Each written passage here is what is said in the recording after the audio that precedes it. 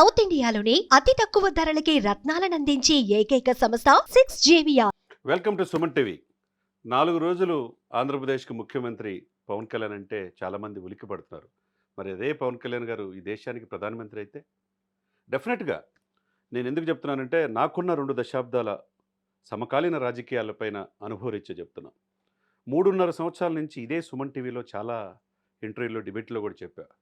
భవిష్యత్తులో ఈ దేశ రాజకీయాల్లో పవన్ కళ్యాణ్ ఒక ప్రకంపనలు సృష్టించబోతున్నాడు. ఆయన పేరు లేని రాజకీయాలు ఊహించడమే కష్టమని చెప్పాను. ఎందుకంటే తనకున్న దృఢమైన ఈ దేశభక్తి, జాతీయ భావజాలం, ఆయనకున్న కమిట్మెంటే ఈరోజు రాజకీయాల్లో దేశం మొత్తం పవన్ కళ్యాణ్ వైపు చూసేటట్లు చేయగలుగుతుందంటే అతిశయోక్తి కాదు. ఈరోజు ఫ్రంట్ లైన్ మీడియా, తెలుగు మీడియానే కాదు, తెలుగు సోషల్ మీడియా కాదు, front line media, electronic and print media కానీ కాదు, దేశవ్యాప్తంగా నేషనల్ మీడియా కూడా ఆయన వైపు చూపిస్తుందంటే ఆయనకున్న రాజకీయాల పట్ల ఆయనకున్న అభిప్రాయం, ఈ దేశం పట్ల ఆయనకున్న భక్తి అనే చెప్పుకోవచ్చు. ఎందుకంటే రేపు 26 నుంచి 30 వరకు ఈ 4 రోజులు సింగపూర్ పర్యటన నిమిత్తం చంద్రబాబు నాయుడు గారు ఆయన బృందం వెళ్తుంది. మరి ఇన్ఛార్జ్ సీఎంగా పవన్ కళ్యాణ్ గారు రాబోతున్నాడనే తలకి చాలామంది ఉలిక్కి పడుతున్నారు. ఆయనకి ముఖ్యమంత్రి పదవి కాదు, అంతకు మించి భవిష్యత్తు భారత ప్రధానమంత్రిగా ఎలా కాగలడు అనేది నాకున్న అనుభవరీత్యా డెఫినెట్గా చెప్తున్నాను. దానికి ఒక 10 కారణాలు ఉన్నాయి. ఎందుకంటే అది కూడా చాలా చక్కగా నేను పరిశీలించి నిన్న 2-3 ఈ 4 రోజుల నుంచి వస్తున్న వార్తల నుంచి చూసిన తర్వాత నాకున్న అనుభవరీత్యా పవన్ కళ్యాణ్ గారిని కానీ, మెగాస్టార్ గారిని కానీ, చంద్రబాబు నాయుడు గారు, రాజశేఖర రెడ్డి గారు, జగన్మోహన్ రెడ్డి అందరినీ దగ్గరగా చూశాం కాబట్టి వాళ్ళ యొక్క రాజకీయ అనుభవాలు, ప్రజలతో ఎలా ఉంటారు, భవిష్యత్తు మీద వాళ్ళకున్న అభిప్రాయం అన్నీ పరిశీలించిన తర్వాత నేను ఒక 10 పాయింట్లు రాసుకున్నా. సుమన్ టీవీ వీక్షకులకు, తెలుగు ప్రజానికానికి, దేశంలో ఉన్న తెలుగు ప్రజలకే కాకుండా 145 కోట్ల జనాభాకి, ప్రపంచవ్యాప్తంగా ఉన్న తెలుగు వాళ్ళకి కూడా పవన్ కళ్యాణ్ గారు ఏ విధంగా దేశానికి ప్రధానమంత్రి కాగలడు నా 10 పాయింట్లు చెప్పగలుగుతా. ఎందుకంటే బహుభాష కోవిదుడు పివి నరసింహారావు గారు 12 భాషల్లో చాణక్యుడిగా మనం చూసాం. దేశంలో అస్తవ్యస్తమైన ఆర్థిక వ్యవస్థని గాడిలో పెట్టిన వ్యక్తి. ఈ దేశానికి ప్రధానమంత్రి మన్మోహన్ సింగ్ లాంటి వ్యక్తి, ఆర్థిక నిపుణుడు కూడా పరిచయం చేసిన వ్యక్తి. అటువంటి పివి నరసింహారావు తర్వాత 6 భాషల్లో ప్రావీణ్యత ఉన్న పవన్ కళ్యాణ్ భవిష్యత్తులో భారతదేశానికి ప్రధానమంత్రి కాబోతున్నాడు. దానికి కారణం, ఫస్ట్ కారణం చెప్తాను నేను. ఎందుకంటే నేను చెప్పాను కదా, నేను యూనివర్సిటీ చదువుకున్నప్పటి నుంచి రాజకీయాలు 2 దశాబ్దాలు చూసిన అనేక మంది రాజకీయ నాయకుల్లో మిగతా వాళ్ళకి లేనిదేంటి, ఆయనకు ఉన్నది ఏంటంటే ఫస్ట్ పాయింట్, ఆయనకున్న దేశభక్తి, జాతీయ భావజాలం, ఈ దేశం పట్ల అభిమానం, ఈ దేశానికి నిత్యం ఈ దేశం నాకేమిచ్చిందనేది కాకుండా ఈ దేశానికి నేనేమిచ్చానని నిరంతరం పరితపించే వ్యక్తి పవన్ కళ్యాణ్ గారు. సినిమాలే 40 సినిమాలు కూడా చేయలే, కానీ స్టార్డమ్ ఇప్పటికీ కంటిన్యూ అవుతుంది. ఒకవైపు హరిహర వీరమల్లు రిలీజ్ కాబోతుంది ప్రపంచవ్యాప్తంగా, ఇంకోవైపు ఓజీ, ఇంకొక వైపు ఉస్తాద్ భగత్ సింగ్. సినిమాలు ఒకవైపు, రాజకీయాలు ఒకవైపు. కట్ చేస్తే అస్తవ్యస్తమైన ఆంధ్రప్రదేశ్ని 1 ఇయర్లోనే గాడిలో పెట్టారు. వరల్డ్ రికార్డు సాధించి 12,336 గ్రామాల్లో గ్రామ సభలు పెట్టాలన్న ఆకాంక్ష ఆయనకే వచ్చింది. చంద్రబాబు నాయుడు గారు ఆశ్చర్యపోయారు తనకున్న 4 దశాబ్దాల అనుభవరీత్యా. ఇటువంటి స్నేహితుడిని నాకున్నట్టు నేను అదృష్టం అని చంద్రబాబు నాయుడు గారు పలు సందర్భాలు చెప్పారు. మరి ఫస్ట్ దేశభక్తి, జాతీయ భావజాలం ఆయనకు మెండు. రెండోది దేశ ప్రజలకు సేవ చేయాలన్న ఆకాంక్ష. నిత్యం ప్రజలకు ఏదో ఒకటి చేయాలి, to do something our society. మనం అందరం పుడతాం, చనిపోతాం. ఈ పుట్టుక మరణం మధ్య మనం ఏం సాధించామనేది ముఖ్యం. అది నిరంతరం తప్పించే వ్యక్తి. దేశ ప్రజల కోసం ఏదైనా చేయాలన్న ఆకాంక్ష ఆయనలో ఉంది. ఎందుకంటే ఇప్పుడు దాదాపు నాకు తెలిసి ఒక 100 కోట్ల పైనే సేవ చేశాడు. కౌలు రైతులకి 34 కోట్ల రూపాయలు తన బిడ్డల డిపాజిట్లు కూడా తీసేసి ఇచ్చాడంటే దాన్ని బట్టి అర్థం చేసుకోవచ్చు. ఏ రాజకీయ నాయకుడి నుంచి ఒక్క రూపాయి కూడా చందా తీసుకోవాలి. పార్టీకి ఫండ్స్ ఇస్తే ఆ ఫండ్స్ కూడా కొన్ని కోట్ల రూపాయలు వెనక్కి ఇచ్చేసాడంటే దాన్ని బట్టి మనం అర్థం చేసుకోవచ్చు. స్వలాభాపేక్షల రాజకీయ నాయకుడు కాబట్టే దేశ ప్రధాని మోదీ గారు కూడా, ప్రపంచ దేశాలు మనల్ని పొందే మోదీ గారు కూడా ఈయన పవన్ కాదు తుఫాన్ అన్నాడు. కాబట్టి స్వార్థం లేకుండా 100 కోట్ల రూపాయలు ఇప్పటివరకు దానం చేశాడు. ముఖ్యంగా 2024-25 చూసుకుంటే 20 crores ఉభయ తెలుగు రాష్ట్రాల్లో ప్రజలకి, పేదవాళ్ళకి, కష్టాల్లో ఉన్న వాళ్ళకి, సైనికులకి, అనాథలకి చేశాడంటే మరి ఇటువంటి నాయకుడు మనం చూసామా? లేదు కదా. కాబట్టి దేశ ప్రజలంటే సేవ చేయాలన్న గుణం ఆయనకుంది. మూడోది, ఏదైనా ఒకటి డెసిషన్ తీసుకుంటే ఆ డెసిషన్కి కట్టుబడి ఉండే వ్యక్తి. అన్నైనా, తల్లైనా, తమ్ముడైనా, ఎవరైనా ఒకటే అయినా. ఆ రోజు ప్రజారాజ్యం నుంచి మెర్జి చేయడం ఆయనకి ఇష్టం లేదు, జనసేన పెట్టాడు. అన్ననే విభేదించాడు. తర్వాత ఈ సుస్థిరమైన రాజకీయాలు కావాలనుకున్నాడు. మోదీ గారిని ఆ రోజే కలిశాడు. ఎప్పుడు? 2014లో. ఆ రోజుకి ఎవరికి తెలీదు. ఇప్పుడు 11 సంవత్సరాలు వరుసగా మూడోసారి ప్రధానమంత్రి మోదీ అయ్యారంటే, ఆ రోజు ఆకాంక్ష గుజరాత్ ముఖ్యమంత్రిగా ఉన్నప్పుడు కలిసి, మీరు ఈ దేశానికి ప్రధానమంత్రి కావాలని కోరుకున్న వ్యక్తి పవన్ కళ్యాణ్ గారు. 2014లో అనుభవం ఉన్న వ్యక్తి, రాష్ట్రానికి ముఖ్యమంత్రి కావాలని చంద్రబాబు నాయుడిని సీఎంగా చేశారు. మోదీ గారికి సపోర్ట్ చేశారు. 2019లో విడిగా పోటీ చేశారు. కొన్ని విధానాలు రాజధానికి ఇబ్బంది జరిగిందన్న ఉద్దేశంతో విభేదించారు బీజేపీని.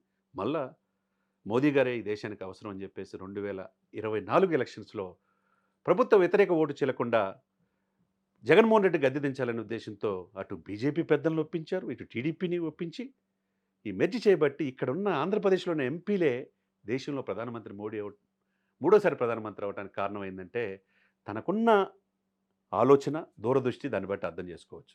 సుస్థిరమైన ప్రభుత్వం మోదీ గారు ఈరోజు ప్రధానమంత్రి అవ్వడానికి కారణం ఆ రోజు ఆయన తీసుకున్న స్టెప్. ఇంకొకటి, ఎందుకంటే మోదీ నాయకత్వాన్ని ఆ రోజే గ్రహించాడంటే ఎంత సున్నితమైన అతనికి అభిప్రాయం ఉన్నది, ఎంత దేశం పట్ల చిత్తశుద్ధి అనేది అందరూ అర్థం చేసుకోవచ్చు. నాలుగోది సనాతన ధర్మం. ఈరోజు 100 కోట్ల మందికి హిందువులు ప్రతినిధిగా 80% పాపులేషన్ హిందువులకి నేనున్నాననే ఒక భరోసా స్వామీజీలు, మఠాధిపతులు, పీఠాధిపతులు ఎవ్వరూ లేనిది ఈయన ఇవ్వగలిగాడు. 11 రోజులు ప్రాయశ్చిత్త దీక్ష చేసి, ఎక్కడో తిరుమలలో లడ్డు అపవిత్రం అయిందంటే 11 రోజులు ప్రాయశ్చిత్త దీక్ష చేసి కాలినడకన తిరుమల వెళ్ళాడంటే దాన్ని బట్టి తను అర్థం చేసుకోవచ్చు. తన బిడ్డను కూడా నెక్స్ట్ జనరేషన్ అఖిరానందను కూడా తీసుకొని వెళ్ళి తమిళనాడు, కేరళ పుణ్యక్షేత్రాలు తీసుకెళ్ళాడంటే హిందూ సనాతన ధర్మం కోసం నాకు పార్టీ కాదు, నాకు పదవులు ముఖ్యం కాదు, నా హిందువులకి గుడులు ధ్వంసం చేసిన, హిందూ దేవతల పట్ల అసభ్యంగా ఇది చేసినా చూస్తా ఊరుకోను, ఈ కోహనా లౌకికవాదులు, ఈ రాజకీయాలు నాకు ముఖ్యం కాదన్నాడంటే దాన్ని బట్టి అర్థం చేసుకోవచ్చు. మరి మిషనరీస్ క్రిస్టియన్స్కి ఉన్నప్పుడు, తర్వాత వక్ఫ్ బోర్డులు ముస్లిమ్స్కి ఉన్నప్పుడు హిందువులకి ఏది అని అడిగాడు తప్ప. మరి అడిగిన మగవాడు ఈ రోజు వరకు కూడా దేశంలో లేడంటే, మరి ఆ రోజు ఆర్ఎస్ఎస్ విశ్వ హిందూ పరిషత్ లాంటి వాళ్ళు కూడా అందరి చూపు పవన్ వైపు ఉందంటే దాన్ని బట్టి సనాతన ధర్మం విలువ ఏంటో అనేది ప్రపంచానికి తెలియజేశాడు. ఇక అంటే ఆ రోజు అద్వానీ, వాజ్పేయి, ఈరోజు మోదీ, ఆ తర్వాత ఎవరు అని చూసుకున్నప్పుడు మనకి నలుగురే కనపడతారు. అమిత్ షా గారు కనపడతారు, నితిన్ గడ్కరీ కనపడతారు, యోగి ఆదిత్యనాథ్ కనపడతారు, అస్సాం హిమంత్ బిశ్వశర్మ అస్సాం చీఫ్ మినిస్టర్ కనపడతారు. ఇప్పుడు ఇంకొక వ్యక్తి ఎవరు కనపడతారు అంటే పవన్ కళ్యాణ్. వీళ్ళందరికీ ఉన్నది ఏంటంటే అందరూ పదవుల్లో ఉన్నారు. హోంశాఖ మంత్రిగా అమిత్ షా గారు ఉన్నారు, నితిన్ గడ్కరీ కేంద్ర మంత్రిగా ఉన్నారు, యోగి ఆదిత్యనాథ్ యూపీకి సీఎంగా ఉన్నారు, అస్సాం సీఎంగా హిమంత్ బిశ్వశర్మ ఉన్నారు. కానీ పవన్ కళ్యాణ్ గారు డిప్యూటీ సీఎంగానే ఉన్నారు. అది కూడా చేయమంటే చేస్తున్నాడు తప్పితే పదవి ఆకాంక్ష లేదు. కాబట్టి భారత ప్రధానమంత్రి అవ్వడానికి పర్ఫెక్ట్ లక్షణాలు ఆయన దగ్గర ఉన్నాయి. 4 లక్షణాలు ఇప్పుడు చెప్పాను. ఎందుకంటే మర్చిపోతాం, ఏదన్నా ఆర్డర్లో చెప్పలేని ఉద్దేశంతో రాసుకోవడం జరిగింది. 5వది పొత్తులు, దేశ పరిస్థితులు, రాజకీయ పార్టీలు, పూర్తి అవగాహన. ఆయన చదువుకుంది ఇంటరే, కానీ సమాజాన్ని చదివాడు.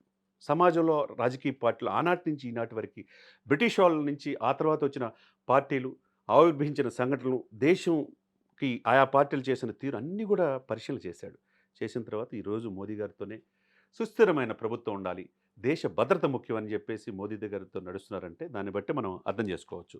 టీడీపీ, జనసేన, బీజేపీని కలిసి ఆంధ్రప్రదేశ్లో అధికారం తీసుకొచ్చారు. ఇకపోతే ఎన్డీఏలో కూడా అధికారంలో వచ్చేట్టు చేయగలిగారు. 6వ పాయింట్, ఇతనికి అవినీతి అనేది లేదు. అవినీతి మచ్చలేని రాజకీయ నాయకుడు ఎవరైనా ఉన్నారంటే ఈ దేశంలో పవన్ కళ్యాణ్ గారు ఒక్కటే.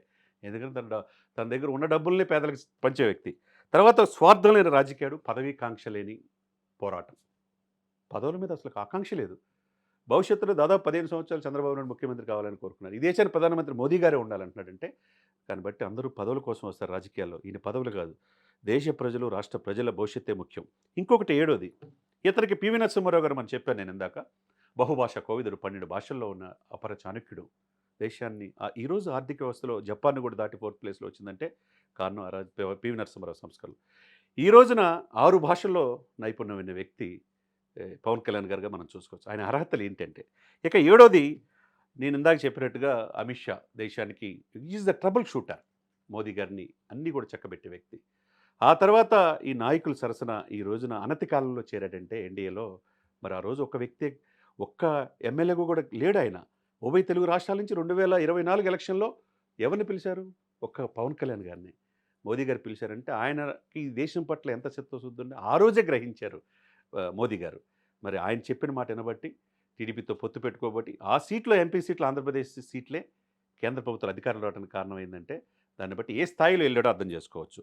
ఇకపోతే 9వది దక్షిణాది నాయకులకి మొదటి నుంచి కూడా అది కాంగ్రెస్ కావచ్చు, ఏ పార్టీలు కావచ్చు, చిన్న చూపు చూస్తున్నారు. పివి నరసింహారావు గారిని కూడా కాంగ్రెస్ చిన్న చూపు చూసిందనేది పలు దఫాల్లో మోదీ గారు కావచ్చు, చాలామంది నాయకులు చెప్పారు. మరి దక్షిణాది నాయకులంటే ఓట్లుగానే మీరు ప్రధానమంత్రి అవ్వటానికే ఆ ఎంపీ సీట్లు కీలకమా? మరి మాకు పీఎం అవకాశం లేదనేది చాలా నోటి నుంచి మా చిన్న చూపు అనేది ఉంది. ఆ అపప్రద పోవటానికి ఆ సేతు హిమాచలం ఈరోజు కాశ్మీర్ నుంచి కన్యాకుమారి దాకా బీజేపీ అధికారంలో ఉంది. దాదాపు 19 రాష్ట్రాల్లో. అధికారంలో లేని రాష్ట్రం ఏంటి? అంటే తమిళనాడు, కర్ణాటక, కేరళ, తెలంగాణ, వెస్ట్ బెంగాల్. ఈ 5, 6 రాష్ట్రాలే. అంటే ఈ 5 రాష్ట్రాల మీద దక్షిణాది రాష్ట్రాల మీద దృష్టి పెట్టింది బీజేపీ. ఈ దక్షిణాది రాష్ట్రాల్లో ఎవరు ట్రబుల్ షూటర్ కనపడుతున్నాడంటే ఒక పవన్ కళ్యాణ్ ఒక్కడే.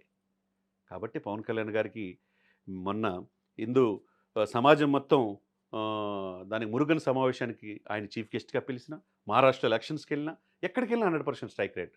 విశ్వాసమిత్రుడుగా అటు ఆర్ఎస్ఎస్ కావచ్చు, విశ్వ హిందూ పరిషత్ కావచ్చు, ఏబీపీ కావచ్చు, ఎన్డీఏ కావచ్చు, బీజేపీ కావచ్చు, అందరికీ ఎవరు కనపడుతున్నారంటే దక్షిణాది మోదీగా పవన్ కళ్యాణ్ గారు ఆవిర్భవించారు. మరి ఎన్నాళ్ళు ఉత్తరాది నుంచే ప్రధానమంత్రి అయ్యే ఇది కాకుండా దక్షిణాది నుంచి ప్రధానమంత్రి అయితే ఈయన కూడా రేపు టైం అయిపోతుంది అంటున్నారు. ఈ పీరియడ్ 2029 దాకా ఈయన ఉన్న తర్వాత ఆఫ్టర్ ఎవరు అంటే కనపడేది ఎవరంటే ఒక వినపడుతున్న దక్షిణాది రాష్ట్రాల నుంచి ఒక్క పవన్ కళ్యాణ్ గారు మాత్రమే. కాబట్టి ఆయనకి అన్ని లక్షణాలు ఉన్నాయి. ఇంకొకటి లాస్ట్ 10 ఆసేతు హిమాచలం. నేను ఇందాక చెప్పాను, ఆసేతు హిమాచలం మొత్తం బీజేపీ సక్సెస్. కానీ దక్షిణాదిలో పాగా వేయలేకపోతుంది. పాగా ఏగలేకపోవటానికి కారణాలు ఏంటి? అక్కడి నుంచి ఎటువంటి నాయకత్వం కావాలని చూస్తే ఒక పవన్ కళ్యాణ్ గారు ఆయన కనపడుతున్నారు. ఏది మోదీ గారికి కావచ్చు, బీజేపీకి కావచ్చు, ఆర్ఎస్ఎస్ పెద్దలు కావచ్చు. కాబట్టి బహుభాషా కోవిదుడు. ఒకవైపు ప్రజల్లో చరిష్మా ఉంది. ఒక సినిమా నటుడిగా ఈ రోజు కూడా ఆయనకి ఆ స్టార్డమ్ ఏం తగ్గలేదు. ఇంకొక కమిట్మెంట్ ఉన్న వ్యక్తి. నేను ఎప్పుడు చెప్తుంటా, పవన్ కళ్యాణ్ లక్షణం మిగతా వాళ్ళకి లేదంటే ఓర్పు, నేర్పు, చేర్పు, కూర్పు. ఇవన్నీ కలిస్తే ఒక స్థితప్రజ్ఞుడు అవుతాడు. ఆ స్థితప్రజ్ఞుడే పవన్ కళ్యాణ్ గారు. కాబట్టి భావి భారత ప్రధానమంత్రిగా పవన్ కళ్యాణ్ గారు 100% ఈరోజు సుమన్ టీవీలో చెప్తున్నాను చూడండి. భవిష్యత్తులో భారత ప్రధానమంత్రిగా పవన్ కళ్యాణ్ గారు డెఫినెట్గా ప్రమాణ స్వీకారం చేస్తారనేది 100% సత్యం. ఈరోజు 4 రోజులు సీఎం అంటేనే భయపడుతున్నారు. మరి దేశానికి ప్రధానమంత్రి అయితే ఈ దేశంలో సమూలంగా మార్చే అవకాశాలు ఉన్నాయి. ఒక తెలుగు వ్యక్తి, తెలుగు బిడ్డ, మెగా ఫ్యామిలీ నుంచి ఈ దేశానికి ప్రధానమంత్రి అయ్యే అవకాశాలు స్పష్టంగా ఉన్నాయనేది నాకున్న అనుభవరీత్యా చెప్తున్నాను. చాలామంది నేను ఇంటర్వ్యూలు చేసేటప్పుడు ఇదే సుమన్ టీవీలో చాలామంది చెప్పినప్పుడు పవన్ కళ్యాణ్ ఎక్కడ గెలవడు, రాజకీయాల్లో రాడు కదా అన్నారు. గెలుస్తాడు. ఈ కూటమిని గెలిపిస్తాడు. చంద్రబాబు నాయుడు సీఎం అవుతారు. పవన్ కళ్యాణ్ గారు మంచి ప్రాధాన్యత ఉంటుందని చెప్పిన అనలిస్టులో ప్రథమ స్థానంలో నేను ఉంటాను.